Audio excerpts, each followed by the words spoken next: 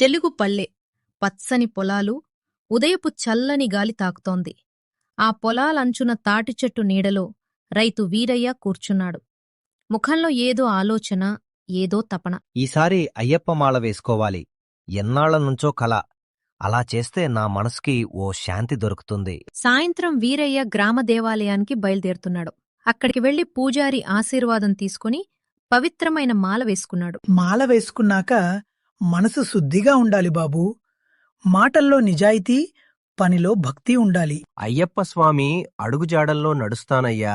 మాల వేసుకున్నప్పట్నుంచే వీరయ్యలో మార్పు కనిపించింది. ప్రతిరోజు పూజ, ప్రార్థనలతో జీవితం ప్రశాంతమైంది. ఇంత ప్రశాంతంగా, ఇంత శాంతంగా నిన్నెప్పుడు చూడలేదయ్యా. అది అయ్యప్ప దీవెన. మనసు స్వచ్ఛంగా ఉంటే జీవితం కూడా సులువవుతుంది. మాల తీసుకున్న తర్వాత రామ్య తనను తాను మాత్రమే కాదు, గ్రామానికి ఉపయోగపడే పనులు మొదలుపెట్టాడు.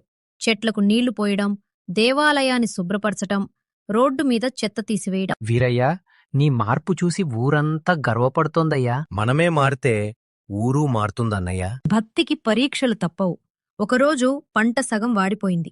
క్షణం దిగులుపడ్డా వీరయ్య వెంటనే స్వామిని జపించాడు. మాల వేసుకున్నానంటే కష్టాలు రాకూడదని కాదు, కష్టాలను ఎదుర్కొనే ధైర్యం రావటమే అయ్యప్ప అనుగ్రహం. దీక్ష 45 రోజులు పూర్తవుతున్న వేళ భక్తులు కలిసి పాదయాత్రకు బయలుదేరారు. వీరయ్య హృదయం ఆనందంతో నిండిపోయింది. ఈ ప్రయాణం నా జీవితానికి కొత్త వెలుగు చూపబోతోందని అనిపిస్తోంది. మట్టిబాటలు, అడవులు, కొండలు, ఎన్ని కష్టాలు వచ్చినా వీరయ్య వెనకడుగు వేయలేదు.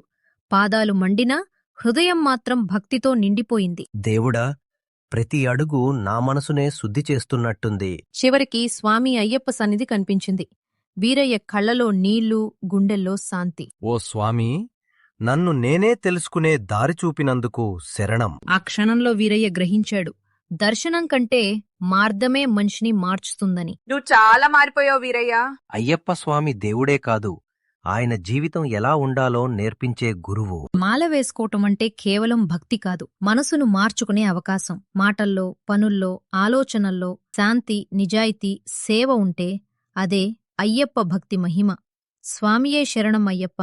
ఇలాంటి మరిన్ని వీడియోల కోసం మా విలేజ్ మోరల్ స్టోరీ ఛానల్ని సబ్స్క్రైబ్ చేసుకోండి.